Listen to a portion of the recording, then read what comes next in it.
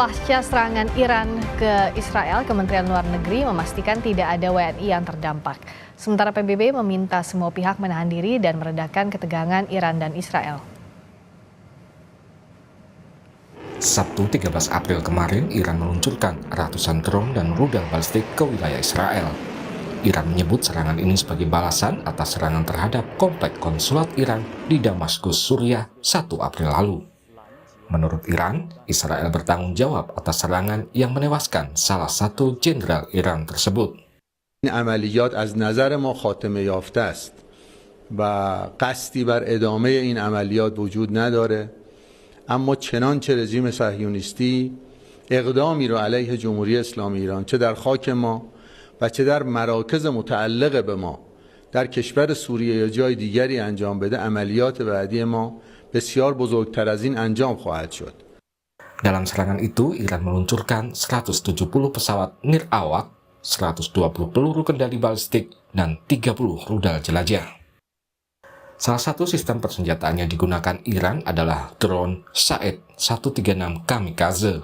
Drone ini diklaim sulit dideteksi radar dengan kecepatan 185 km per jam dan memiliki jangkauan 2.500 km. Sementara militer Israel merilis gambar yang memperlihatkan kerusakan akibat serangan Iran Sabtu lalu. Israel mengklaim telah mengantisipasi 99% dari 300-an drone dan rudal yang diluncurkan Iran. Untuk menangkis serangan itu, Israel mengandalkan sejumlah sistem pertahanan udara, salah satunya Iron Dome atau kubah besi. Iron Dome diklaim mampu mendeteksi dan menghancurkan rudal jarak jauh. Sejumlah negara barat seperti Amerika Serikat, Inggris, Jerman, hingga Italia banyak memberikan bantuan militer kepada Israel. Amerika misalnya memberikan bantuan amunisi, pesawat tempur, hingga pendanaan untuk sistem pertahanan udara Iron Dome. Pasca serangan Iran ke wilayah Israel Sabtu kemarin, aktivitas warga di kota Yerusalem kembali normal.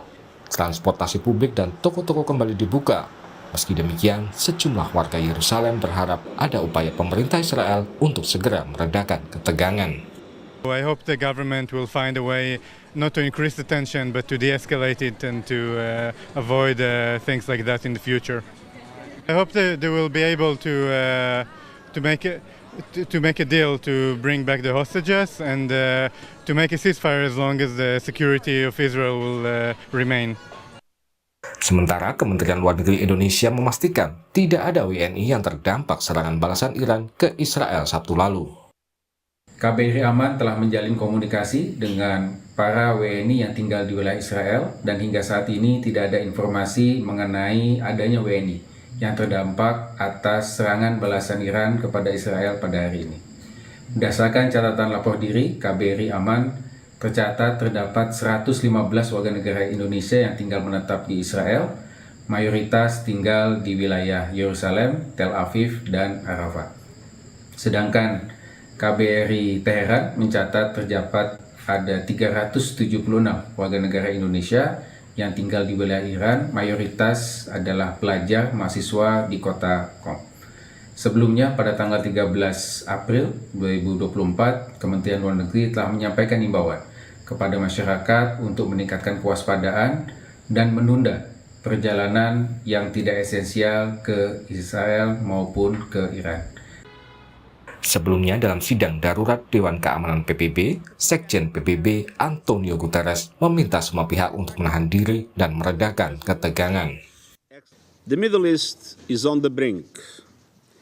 The people of the region are confronting a real danger of a devastating full-scale conflict. Now is the time to defuse and de-escalate. Now is the time for maximum restraint.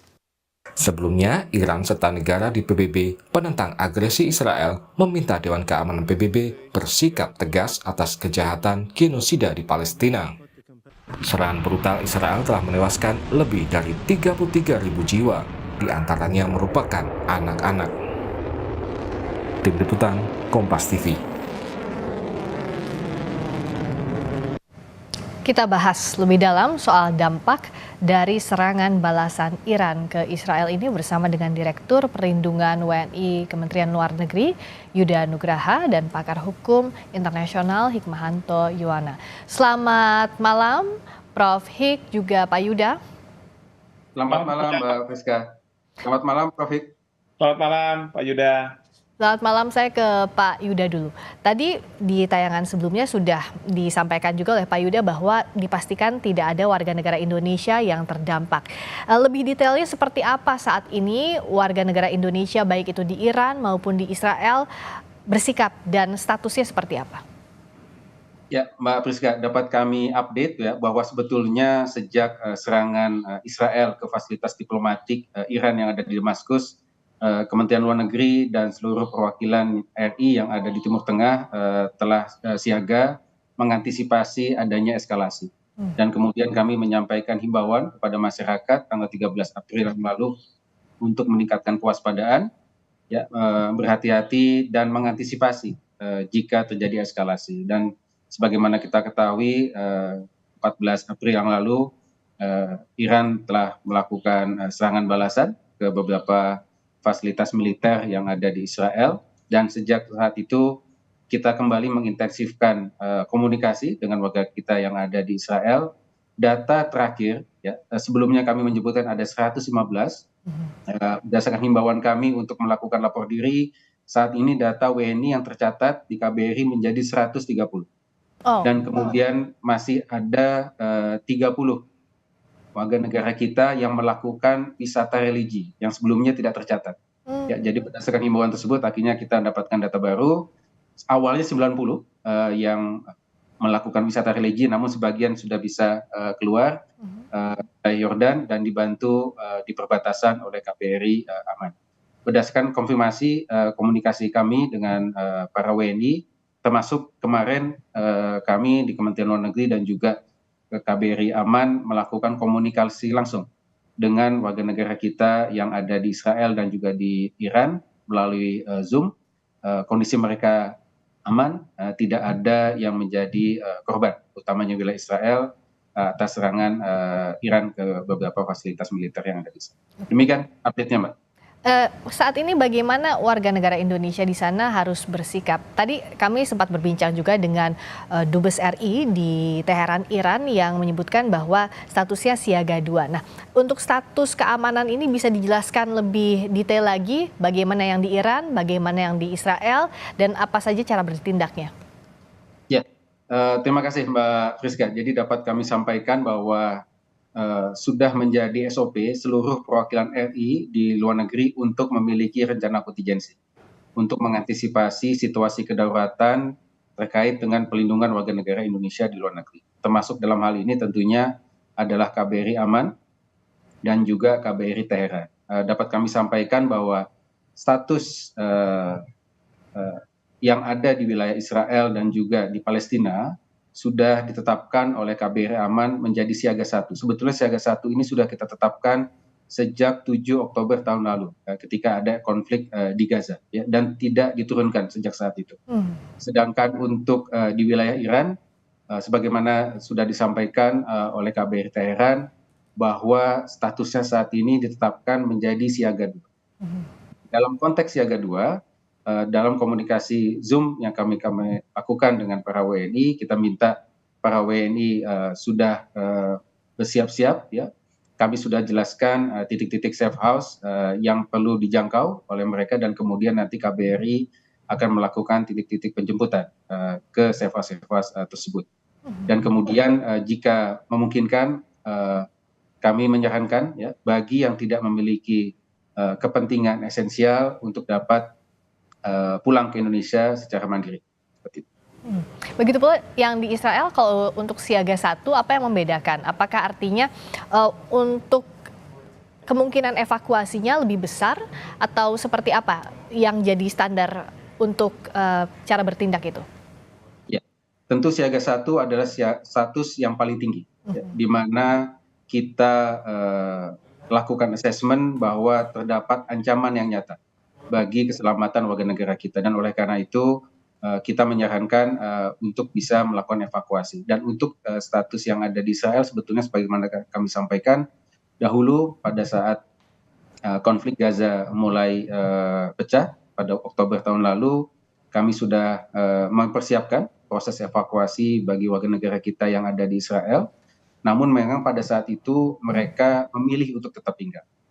Baik. Jadi dapat kami sampaikan bahwa proses evakuasi merupakan kewajiban dari negara untuk memindahkan mereka ke wilayah yang aman, namun proses evakuasi itu sendiri sifatnya by consent, voluntary. Jadi kami memang tidak bisa memaksa, tergantung dengan pilihan masing-masing. Dan kita harapkan juga WNI di sana dalam kondisi yang tetap baik. Saya berikutnya akan ke Prof. Hik dulu. Soal politik luar negeri, bagaimana kondisi geopolitik pasca ini. Iran kan terakhir bilang hanya lakukan serangan balasan, tidak akan lanjutkan operasi jika Israel tidak membalas lagi. Bagaimana membaca kondisi ini? Apakah tidak akan ada kemungkinan eskalasi konflik atau seperti apa, Prof? Ya, sebenarnya apa yang terjadi saat sekarang itu adalah semua ada di tangan Israel. Kalau Israel akan menyerang balik Iran, maka perang ini akan bereskalasi. Kenapa saya katakan bereskalasi? Karena jelas Iran sudah menjanjikan akan melakukan serangan yang lebih besar dan lebih masif ke Israel. Di sini akan masuk Amerika Serikat. Kalau Amerika Serikat sudah masuk, bukannya tidak mungkin Rusia akan masuk, mungkin juga ada negara lain, Korea Utara akan masuk, belum lagi di Timur Tengah, Yordania mungkin mereka akan lebih berpihak kepada Amerika Serikat daripada Iran karena permasalahan Syiah dan Sunni, dan ini akan menjadi pintu untuk Perang Dunia Ketiga. Ini yang kita khawatirkan. Tapi alhamdulillah saya monitor berita di Amerika Serikat dikatakan bahwa Presiden Joe Biden sudah mengontak Perdana Menteri Benjamin Netanyahu untuk tidak melakukan serangan balasan kepada Iran. Dan ini juga sudah diminta oleh para kepala pemerintahan di negara-negara di Eropa agar Perdana Menteri Netanyahu tidak melakukan itu. Karena apa? Ini akan berakibat pada perang yang lebih masif, lebih besar. Dan Perdana Menteri Netanyahu sudah mengatakan membatalkan serangan tersebut. Karena memang sebelumnya Menteri Pertahanan Israel mengatakan bahwa kami akan melakukan serangan balasan, tapi menunggu waktu yang tepat. Waktu yang tepat ini kan sangat mengambang ya. Bisa besok, bisa 2 hari, bisa 2 minggu, 2 bulan, 2 tahun. Tetapi sebenarnya esensinya adalah Israel tidak mau juga kehilangan muka kalau dia tidak melakukan pembalasan terhadap Iran. Tetapi di lain sisi dia mendapat juga tekanan dari berbagai negara untuk tidak melakukan serangan balasan karena memang secara hukum internasional Israel salah melakukan serangan terhadap konsul Iran di Syria. Dan ini disebutkan juga oleh Iran pada saat melakukan serangan balasan ini sesuai dengan piagam PBB itu yang ditekankan ya Prof ya? Betul sekali, pasal 51 piagam PBB, dan Iran pada waktu dia diserang tanggal 1 April, dia sudah membawa masalah ini ke Dewan Keamanan PBB tapi tidak mendapat tanggapan. Sehingga dia melakukan serangan terhadap Israel. Dan ini memang hal yang ditunggu-tunggu oleh Israel untuk bisa terlibat di dalam perang di Gaza. Jadi kalau kita lihat serangan Israel ke Gaza itu tidak bisa berhenti dengan Dewan Keamanan membuat resolusi, termasuk yang kemarin Amerika Serikat abstain, dengan Afrika Selatan membawa ke Mahkamah Internasional, semua itu diabaikan oleh Israel. Tetapi Iran ingin masuk, tetapi apa alasan dia? Nah sekarang dia punya alasan, maka dia melakukan serangan. Dan sekarang kita bisa lihat bahwa Israel tidak akan membalas serangan ke Iran, dan saya berharap bahwa Israel akan menghentikan serangan ke Gaza. Karena inilah satu-satunya poin di mana Israel mau menghentikan, di samping menurunkan Perdana Menteri Benjamin Netanyahu sebagai Perdana Menteri di Israel. Iya, ini yang membuat dunia geram. Karena apalagi begitu Prof, sudah di Dewan Keamanan PBB disebutkan bahwa Israel harus menghentikan serangan tapi tidak sampai sekarang. Lalu untuk Israel ke Gaza tidak ada juga penurunan, hanya penarikan pasukan di beberapa titik, Khan Yunis misalnya. Tapi kan tidak secara keseluruhan. Apa-apa yang bisa mendesak konflik Timur Tengah ini dihentikan? Apa yang membuat Israel bisa terdesak untuk menghentikan serangan ke Gaza yang sebenarnya ini jadi salah satu akar konflik selain serangan balasan Iran ke Israel ini, Prof? Ya, sebenarnya blessing in disguise ya, bahwa saya tidak tahu kenapa Israel punya strategi untuk menyerang Iran, eh, konsulnya di Suriah. Tetapi ini menjadi blessing karena apa? Karena dengan demikian Iran mempunyai legitimasi untuk melakukan serangan ke Israel. Dan ini yang akhirnya bisa menghentikan ini semua. Ya. Di samping yang saya selalu mengatakan bahwa eh, mungkin oposisi di parlemen di Israel atau rakyat di Israel bisa menurunkan Perdana Menteri Netanyahu. Mungkin juga opsi seperti itu sedang dipikirkan juga oleh Presiden Amerika Serikat Joe Biden. Ya, karena kalau di Amerika Serikat itu kan kayak misalnya Muammar Gaddafi bisa aja diturunkan dengan memperkuat para pemberontak yang melawan Muammar Gaddafi oleh Amerika Serikat. Amerika Serikat punyalah cara-cara yang seperti ini. Ya. Ya, karena mereka juga udah kehilangan kehilangan opsi bagaimana caranya Perdana Menteri Netanyahu ini Diturunkan. menghentikan serangan ke Israel, ya salah satunya dengan cara ya tentunya menurunkan itu. Karena sampai sekarang tidak ada tidak ada pintu masuk untuk menghentikan serangan Israel ke Gaza karena semuanya buntu. Tadi sudah disampaikan Prof, salah satunya adalah menurunkan Netanyahu. Tapi apa yang bisa dimainkan warga global untuk ini? Siapa lagi yang bisa menekan, Prof? Karena kalau tadi Iran ke Israel kan sekarang masih dalam koridor menahan diri karena ya dalam rangka serangan balasan begitu. Tapi apa yang bisa menghentikan situasi ini? Ya, sebenarnya reaksi atau respons dari masyarakat dunia terhadap apa yang dilakukan oleh Iran. Karena tadi sudah diambil footage-nya dari Kompas ya. Kompas TV, orang yang di Yerusalem mengatakan bahwa udahlah, nggak usah lagi melakukan serangan ke Iran gitu ya, karena mereka ingin juga damai.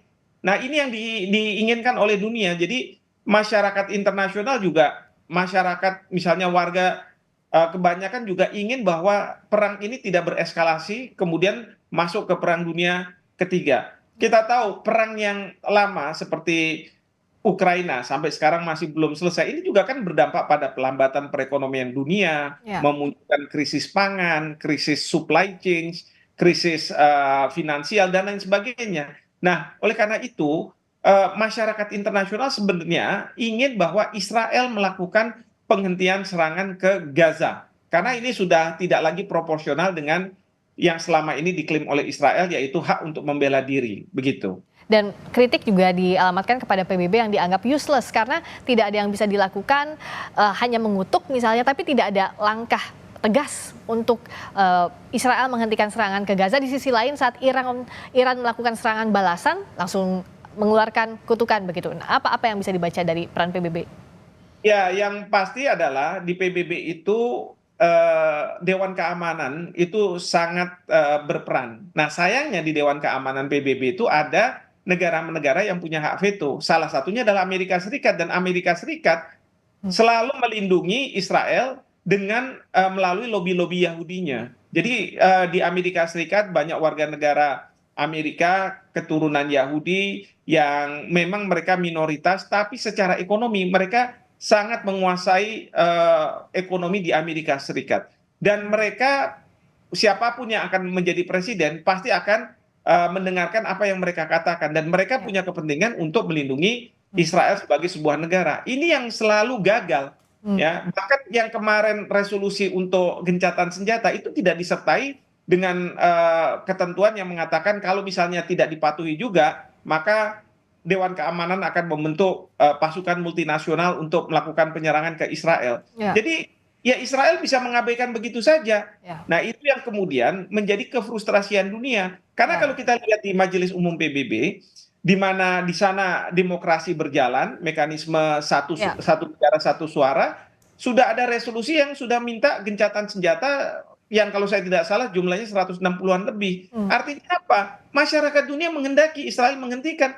Tapi Benjamin Netanyahu selalu mengatakan tidak Den Haag, tidak juga mungkin di New York yang akan menghentikan kami Israel untuk melakukan serangan ke Gaza. Dan mereka yang diinginkan oleh Netanyahu adalah anasir-anasir Hamas itu hilang. Kalau bisa nanti di Gaza itu dikuasai juga oleh Israel, diduduki lagi. Nah, yang sekarang ini kan memang Gaza itu tidak bisa 100% diduduki oleh Israel. Sehingga seringkali Hamas itu meluncurkan peluru-peluru kendali, rudal dan lain sebagainya Ya. ke arah Israel. Ya, alasannya seperti itu yang selalu membuat geram masyarakat internasional. Berikutnya untuk Pak Yuda, terakhir, ini kan kondisinya, kalau tadi juga kita sudah berbincang dengan Prof. Hik, masih fragile di Timur Tengah, masih sangat rentan.